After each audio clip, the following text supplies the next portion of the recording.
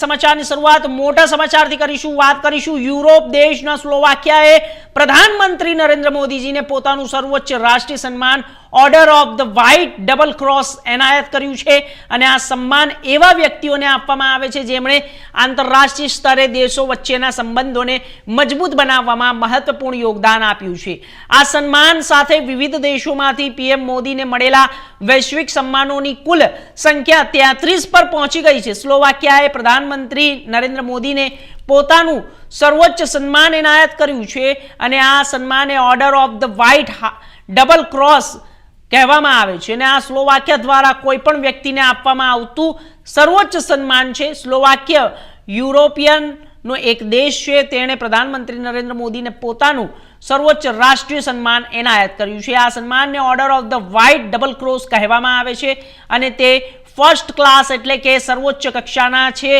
अने सन्मान एवा लोकोने आपवामां आवे छे के जेमणे वैश्विक स्तरे मोटा काम कर्या होय अथवा तो जेमणे बे देशों वच्चेनी मित्रता अने संबंधोने वधु मजबूत बनाववाना महत्वनी भूमिकाओ भजवी छे।